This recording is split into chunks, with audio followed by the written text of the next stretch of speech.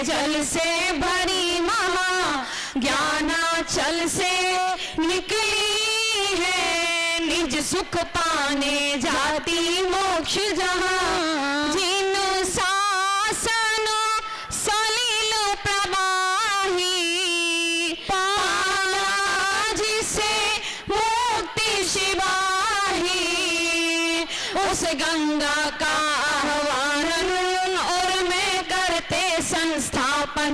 अष्ट द्रव्यों की थालियां गुरु पूजन को देती प्रकृति यहाँ। विद्यासागर मंदाग्नि ज्ञानोदधि के जल से भरी महा। ओम ह्रीं गंगा रूप महाकव्याचे श्री विद्यासागर जी मुनीन्द्र अत्र तरत सम्मोषणावाननं जय जय जय। ओम ह्रीं गंगा रूप महाकव्याचे श्री विद्यासागर जी मुनीन्द्र अत्र तिष्ठे ठाय ठाय स्थापनं जय जय।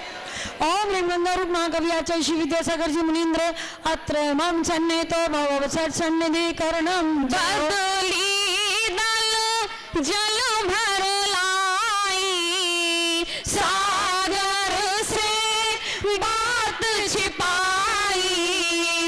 बुंदियां खुद अर्पित होती, गागर की गरिमा खोती। देखो नभ की घनमाला, गुरु के पद में गिर गिर करे नमः। विद्यासागर मंदाग्नि ज्ञानोदधि के जल से भरी महा।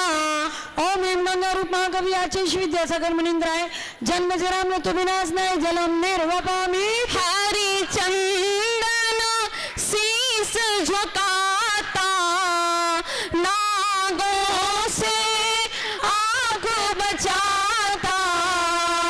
परिमल पद में खो जाता, बागों से बास चुराता। अघोरो तरु की शाखाएं गंगा तट पर सर धर करे नमः। विद्यासागर मंदाकिनी ज्ञानोदधि के जल से भरी महा। ओम ह्रीं गंगा रूप महाकव्याचे श्री विद्यासागर मुनीन्द्राय संसार ताप विनाशनाय चंदनम निर्वपामीति स्वा। तंडुल दल याग रचाते, धान्यों का हृदय चुराते। मुक्ता फल अक्षत भाते, हारों का मान घटाते। श्यामा शस्या सुबालियां गुरु के पद में झुक झुक करे नमः। विद्यासागर मंदाकिनी ज्ञानोदधि के जल से भरी महा। ओम ह्रीं गंगा रूप महाकव्याचे श्री विद्यासागर जी मुनीन्द्राय अक्षय प्राप्त अक्षितान निर्वपामीति। संतानक तरुण मुझाते, सुंदर तनु जान न पाते। मकरंद झरे पुष्पों से, नहीं ज्ञात हुआ मधुपों से। कुसुमित वृक्षों की डालियां पुष्पांजलि भर गुरु को करे नमः। विद्यासागर मंदाकिनी ज्ञानोदधि के जल से भरी महा। ओम गंगा रूप महाकव्याचे विद्यासागर मुनीन्द्राय पुष्पं निर्वपामीति। घर जुरे भाग्य मनाती, पायस कर पात्र सुहाती। अखरोटे चरवर भाती, मोदक बुंदियां रह जाती। इक्षुरर की शाखाएं पर्वों में रस भर के करे नमः। विद्यासागर मंदाकिनी ज्ञानोदधि के जल से भरी महा। ओम ह्रीं गंगा रूप महाकव्याचे श्री विद्यासागर मुनीन्द्राय क्षुधा रोग विनाशनाय नैवेद्यम निर्वपामीति स्वा। शशि किरण स्नान कराती, रवि किरण देह सुखाती। द्वय किरणें दर्शन करती, रवि शशि को ज्ञात न करती। नभ की दीपा ग्रह तारिका, गुरु पद नभ में उतरे करे नमः। विद्यासागर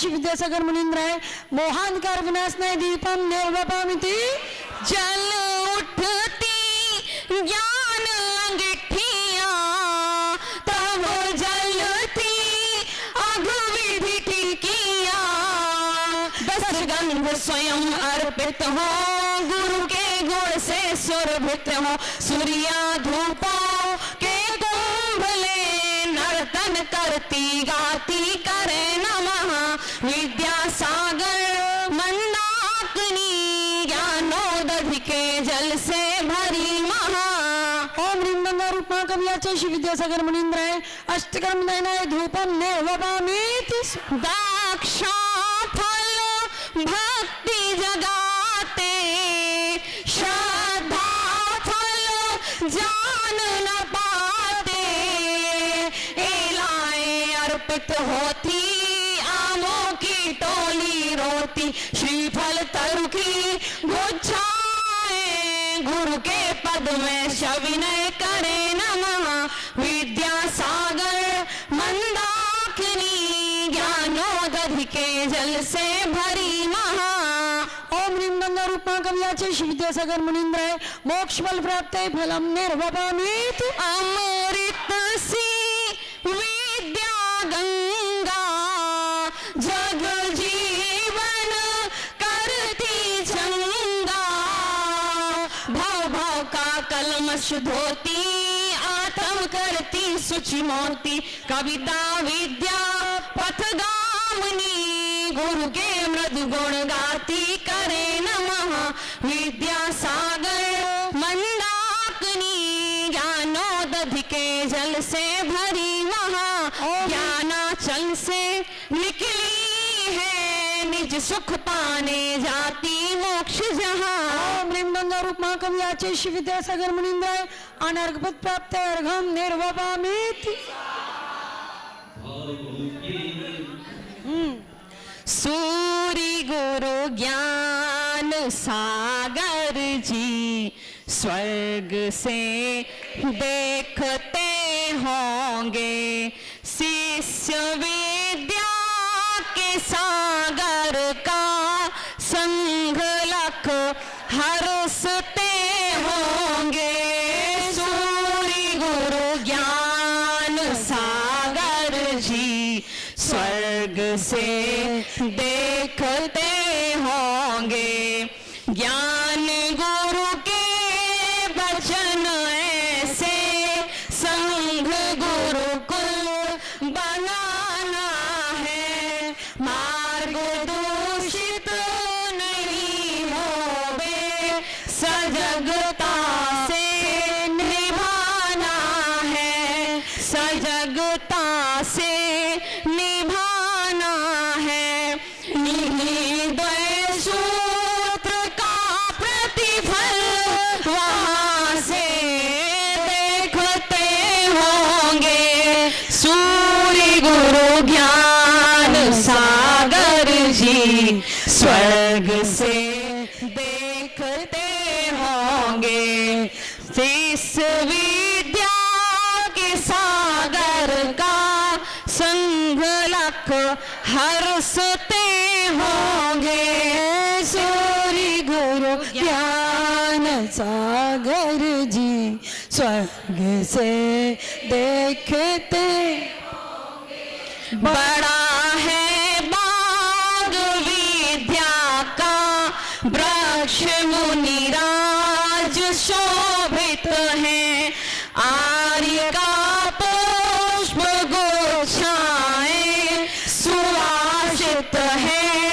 सुशोभित है संघ शतकों में गुंभित है सूर्य जब तौलते होंगे सूर्य गुरु ज्ञान सागर जी स्वर्ग से देखते होंगे कन्यका मांगती दीक्षा स्वगुरु ने ठीक है बोला जड़े मजबूत करने को त्याग में 9 बरस तोला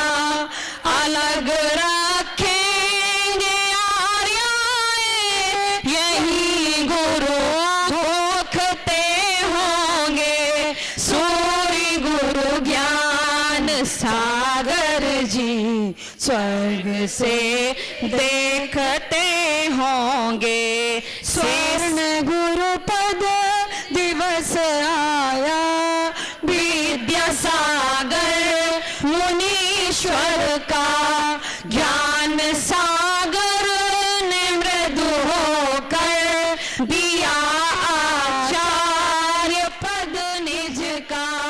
ज्ञान गुरु शिष्य विद्या की सदा जय बोलते होंगे। सूर्य गुरु ज्ञान सागर जी स्वर्ग से देखते होंगे। शिष्य विद्या के सागर का संग लख हर्षते होंगे। सूर्य गुरु ज्ञान सागर जी स्वर्ग से देखते होंगे। ओम ह्रीं जिन शासनोपकारी महाकवि आचार्य श्री विद्यासागर मुनींद्राय जयमाला पूर्णार्घम निर्वपामिति। नमोस्तु महाराज जी, नमोस्तु महाराज। परम पूज्य निर्यापक श्रमण मुनि श्री प्रसाद सागर जी महाराज के प्रसाद सागर महाराज जी के पावन चरणों में अनर्घ पद प्राप्त है। जयमाला पूर्णार्घम निर्वपामिति। समस्त मुनि संघ के चरणों में अर्घम निर्वपामिति। आचार्य भगवान विद्यासागर जी महामुनिराज की, निर्यापक श्रमण श्री प्रसाद सागर मुनिराज की।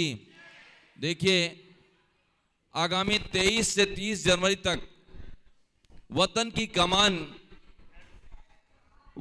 कमान लेखक लज्जाराम तोमर की एक पुस्तक जो आचार्य भगवान विद्यासागर जी महामुनिराज के मंगल आशीर्वाद से पूरे देश के पूरे विश्व के लोगों के लिए ऑनलाइन प्रतियोगिता का आयोजन किया जा रहा है, जो कि आगामी 23 जनवरी से 30 जनवरी तक चलेगा। वतन की कमान। मैं पूरे विश्व के लोगों से निवेदन करना चाहता हूं, इस पुस्तक की पढ़कर उसमें ऑनलाइन प्रतियोगिता में भाग लेकर अपने कर्मों की निर्जरा करें और ज्ञान की वृद्धि करें।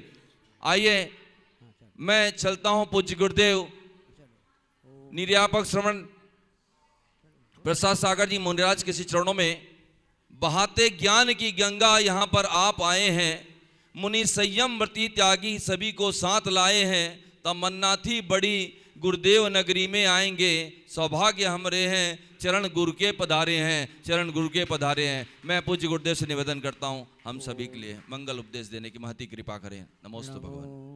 अरिहंताणं नमो सिद्धाणं नमो आयर्याणं नमो वज्रायाणं नमो लोये सभ्यसाहूणं। मृत्युल्दा के श्री शांतिनाथ भगवान की, गुरु नाम गुरु आचार्य ज्ञान सागर जी महाराज की,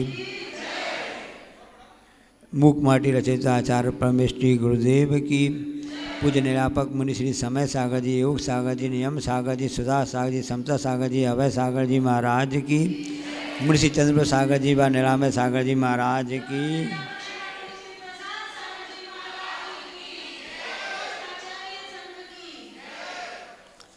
श्रद्धान यदि सही होता है, श्रद्धान यदि सही होता है तो चारित्र्य भी सही होता है। कहने का मतलब ये हुआ कि चारित्र्य चलता कैसे, किस प्रकार से चारित्र्य चलता है, उसमें आशय क्या रहता है। तो श्रद्धा यदि हमारी सही रहती है तो चारित्र्य भी सही चलता है। वही संकल्प कहलाता है। और वही संकल्प साथ साथ में इरादे कैसे हैं आपके, इरादे मजबूत हैं। इरादे मजबूत हैं, अपने आप कदम हम सबके आगे बढ़ते ही जाएंगे। कल आचार्य जी ने कहा था ना कि यहाँ पर महापादोचन हो रहा था, तब आचार्य जी ने कहा था कि तिलदा का अर्थ क्या होता है। तो प्रत्येक जीव अनादिकाल से भटकता आया है और उसने जरूर नरक गति में गया होगा।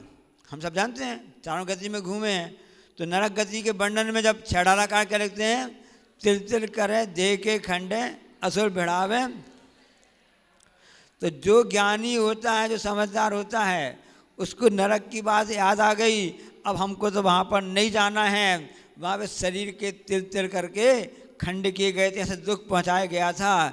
अब क्या करना है, इस मनुष्य गति को प्राप्त किया है, हम प्रभु की आराधना तो कर तो रहे हैं, लेकिन पुण्य को जैसे जो हमारे पास में परिग्रह आ रहा है, हम उसको तिल तिल करके जोड़ते जा रहे हैं। और जब समय आएगा उसका सदुपयोग करेंगे। और कल यहाँ तिलदा नेवरा वालों ने उसको सत्य करके दिखा दिया, उदारता के साथ में यह काम करके उन्होंने बता दिया।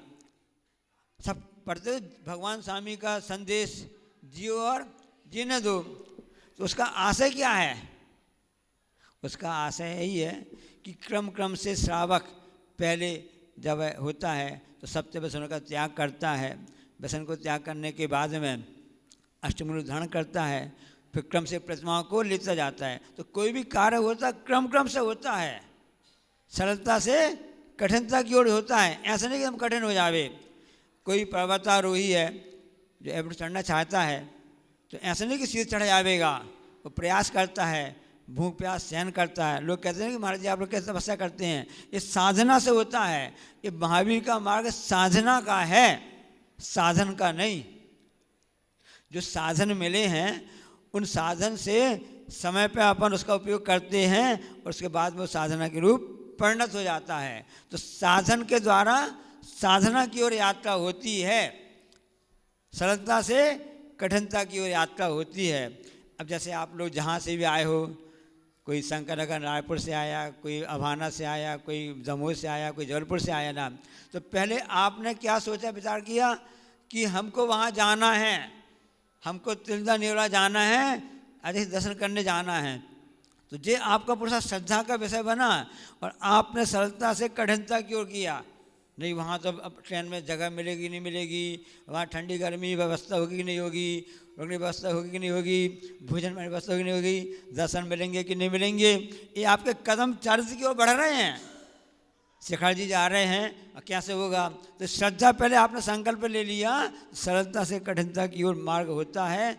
इसी प्रकार से सभी मार्ग में लगा लेना।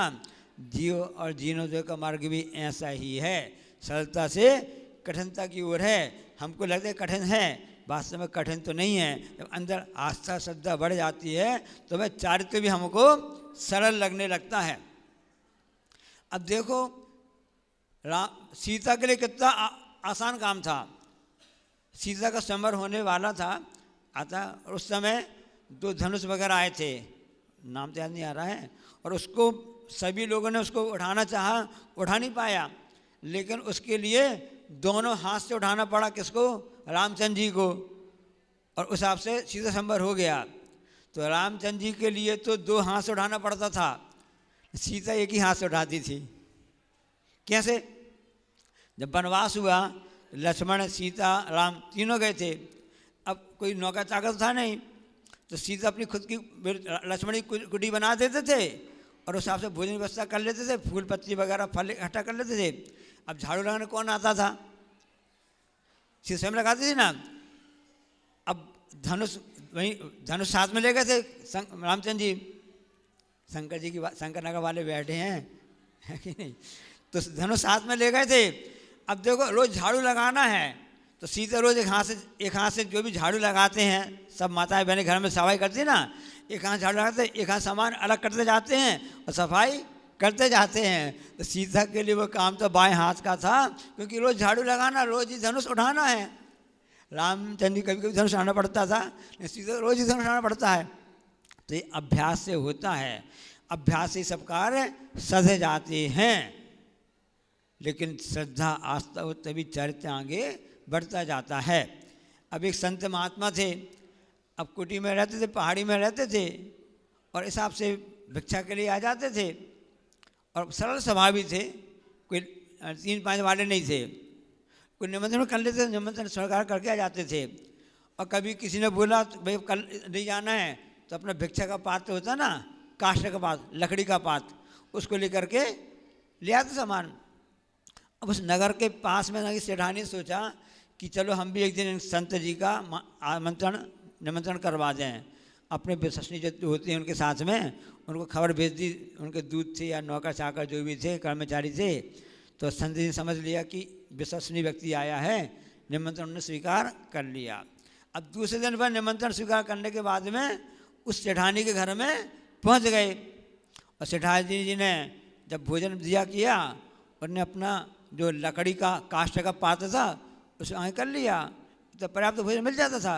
सबने भोजन आज सब किए और वो अपना लकड़ी का पात्र काष्ठ का पात्र लेकर वापस जाने लगे। सेठानी ने कहा कि हे महात्मा, हमारी भावना है लकड़ी का पात्र अच्छा नहीं लगता है, हमारी भावना है हम सोने का आग पात्र देना चाहते हैं। तो संत ने कहा कि दोनों की जननी एक ही है, लकड़ी भी जमीन से उगी है और से सोने का पात्र भी सोना है, वो भी जमीन से बना है। अब इसमें क्या रख दे, क्या भेदभाव करना, दोनों एक ही हैं, बस ये अंतर है एक बहुमूल्य है और एक का मूल्य कम है तो दोनों एक ही हैं, दोनों का उपयोग भी एक सा है। वो भी भोजन का लकड़ी का पात्र भी भोजन करने के लिए काम आएगा और सोने का पात्र भी भोजन करने काम आएगा, उसमें कोई भेदभाव भी नहीं है, इसमें क्या दिमाग लगाना। तो उन्होंने कहा, सेठ ने कहा कि हाँ ठीक है, जब आप कह रहे हो दोनों एक ही हैं, कोई भेदभाव नहीं करना चाहिए, ये तो हम भी कह रहे हैं, आप ज़्यादा हमारी स्वीकार कर लीजिए विनती, आप सोने का पात्र ले जाइए और लकड़ी का हमको वापस दे दीजिए। अब सेठानी तर्क सही कहा ना, आप लकड़ी का पात्र मतलब आपका ज़्यादा लगाव है इसलिए आप छोड़ नहीं रहे हो। अब उस तर्क के सामने संत जी को स्वीकार करना पड़ेगा, इस तर्क से तो हम जीत नहीं सकते हैं। तो उन्होंने सोने का पात्र ले लिया और से वापस उसके लिए लकड़ी का पात्र दे दिया। अब संत जी उस पात्र को लेकर के अपने कुटिया जहाँ झोपड़ी थी वहाँ पर पहाड़ी पर वापस आ गए। अब रास्ते में दो ठग थे, उनके पीछे लग गए, क्योंकि बहुमूल्य वस्तु दिखती है तो अपने आप मुंह में पानी आ जाता है। जो जितने भी खूब जेवर आदि पहनते हैं उन्हीं की लूट होती है, गरीब को कौन लूटेगा। ठग ने सोचा कि इनके पास में इतना सोने का पात्र है, जब मिल जाए तो हमारा काम हो जाएगा। वो उनके पीछे लग गए। अब संत ने देखा कि हमारे पीछे दो लोग आ रहे हैं, पूछ लिया भाई कैसे क्या बात है। वहाँ पहुँच गए, अपनी झोपड़ी पहुँच गए, क्यों भाई क्या बात है, क्यों तुम लोग पीछे पीछे आए हो। तो उन्होंने कहा कि अपनी बात बता दी, सरल थे, नहीं तो वो रिपोर्ट कर देते, जरा कुछ हो जाता ना आजकल ना, मन की बात नहीं होती है, जरा मैं FIR दर्ज कर देते हैं, कुछ कर देते हैं। तो आपको क्या दिक्कत है, क्या बात है। नहीं हमारे घर में बच्चे भूखे हैं, कई दिन से भोजन नहीं बनाया, ऐसा नहीं किया वो किया ना, और हमको आप पास देख हमको इच्छा होगी कि हम आपका पात्र ले लें। तो उन्होंने कहा ठीक है, हमें कोई बात कोई दिक्कत नहीं है, हम सब एक ही है, तुम ले जाओ, बदले हमको लकड़ी का दे जाओ। जो कितनी सरलता है ना, रहे भावना ऐसी मेरी, सरल सत्य व्यवहार करूं, बने जहाँ तक इस जीवन में। इतनी सरलता देख करके वे दोनों ठग गमीभूत हो गए। अब उनकी समस्या तो थी, अब लेकिन संत ने उनके लिए पात्र दे दिया।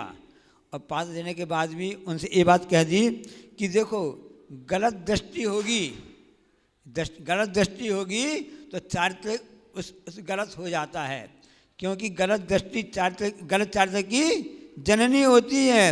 इसलिए जो गलत रास्ते में चल जाता है तो वह अनर्थ कर डाल जाता है। ये उन्होंने शिक्षा दे दी, लेकिन दोनों ठगों ने उसकी बात को ध्यान में नहीं दिया। एक कान से सुना, दूसरे कान से निकाल दिया। दोनों ठग लोहे का सोने का पात्र लेकर के वापस आ गए, बाजार में बेच दिया, खूब सारे पैसे आ गए। अब ये निर्णय हुआ एक जन जा कर के भोजन का सामान ले आओ, कुछ मिठाई वगैरह लेकर आ जाओ, एक जन भोजन की व्यवस्था तैयार कर ले, बर्तन इकट्ठा कर ले और चूल्हा चक्की वगैरह करके ऐसी व्यवस्था कर ले। अब दोनों व्यवस्था कर ले। अब यहाँ पर जो कहा था कि गलत जो दृष्टि होती है वो गलत रास्ते को पकड़ा देती है, उससे अनर्थ हो जाता है। अब ये बात सुनी नहीं। अब यहाँ पर जो ठग था बाजार में सामान खरीदने के लिए गया, उसने सोचा इतना सारा पैसा आ गया है, बंटवारा होगा, आधा उसको मिलेगा आधा हमको मिलेगा, ऐसा ही कुछ करें कि हमको पूरा मिल जावे। तो उसने थोड़ा सा विष जहर भी ले लिया और उस मिठाई में जहर थोड़ा सा उसने मिला दिया। अब यहाँ पर जो व्यक्ति था जो भोजन की व्यवस्था कर रहा था, सामग्री की व्यवस्था कर रहा था, उसके मन में भी आ गया कि जो भोजन लेने सामग्री लेने गया है उसको भी आधा मिल जाएगा तो हमारा भी नुकसान हो जाएगा, क्यों न हमको पूरा मिल जावे। तो उसने कुल्हाड़ी की व्यवस्था कर ली। अब जैसे ही वह व्यक्ति जो पहला ठग था बाज़ार से मिठाई और भोजन सामग्री लेकर के आया, जैसे उसने अंदर आया तो जो एक अपने सामने जो ठग था उसने कुल्हाड़ी से उसके ऊपर वार कर दिया तो उसकी देहावसान हो गया, उसके प्राण निकल गए। अब यहाँ पर उसको भूख तो लगी थी, जो यहाँ पर रुका हुआ था उसने फिर क्या किया, उस भोजन को करना प्रारंभ कर दिया। भोजन मिला हुआ था, अब भोजन मिला हुआ था तो धीरे धीरे चढ़ने लगा। अब वो बड़बड़ाने लगा कि क्योंकि जब मौत सामने आती है तो अपने समझ में आ जाती है। अब उसको पश्चाताप भी हो रहा है कि मैंने अपने साथी को मार दिया और मैं भी मौत के कुएं में जा रहा हूँ। संत की बात याद आ गई कि गलत दृष्टि गलत रास्ते की जननी होती है और गलत रास्ता अनर्थ करार देता है। तो परिग्रह जो होता है इसी प्रकार से होता है। तो जो परिग्रह का सदुपयोग करता है, जैसे यहाँ के लोगों ने कल किया है, वह पुण्य का कार्य करता है और स्वर्ग और मोक्ष को देने वाला होता है। और वह परिग्रह में यदि दृष्टि गलत हो जाती है तो वह जिस ढंग से दोनों ठगों का काम हुआ वह साफ से हो जाता है। इसलिए ठग जाना बुरा नहीं है, ठगना बुरा है। उन्होंने ठग का काम तो उन्होंने किया, उनकी मजबूरी थी, लेकिन यदि वो संत की बात मान लेते तो वह कार्य उनके लिए अच्छा बन जाता। संत ने उदारता से उनको दे दिया, पात्र दे दिया था, उनका काम भी चल जाता। संत की बात नहीं मानी, हमने ना मानी जनवाणी की बतियाँ, इसलिए घूमे चारों गतियाँ। इसलिए अब समय आ गया है कि हम ऐसे देव सतगुरु की भक्ति करें, प्रभु का कार्य करें और इस ढंग से हम कार्य करते रहें ताकि हमारा भी उपयोग अच्छे कार्यों में लग जावे। इसलिए क्रम से सरलता से कठिनता की ओर चलने की नाम कही जैन दर्शन जीव जीने दो है। सबसे भूषण का त्याग, अशुभ का धारण करना, फिर प्रतिमा की ओर बढ़ते जाना, यही आशय है। बोले अहिंसा परमो धर्म की, जावाणी के ज्ञानते सुजय लोकालोक, सुवाणी मत सदा हे जनवाणी भारती तो ही जपो दिन जो तेरो शरणा गई सोपा। आगामी पंचकर्णक 9 दिसंबर से 15 दिसंबर को होने वाले हैं। कल पात्रों का चयन यहाँ पूर्ण हुआ। श्रीमान प्रफुल्ल कुमार पीयूष कुमार जैन नेवरा वालों ने एक उपेंद्रीन बनने का सौभाग्य प्राप्त किया। बहुत बहुत साधुवाद, बधाई। हमारे बीच में बाहर से कुछ अतिथिगण पधारे हैं, आए श्रीफल भेंट कर आशीर्वाद। जबलपुर से हमारे बीच में सभी सम्मानित अतिथि पधारे हैं, आए श्रीफल भेंट कर आशीर्वाद प्राप्त करें।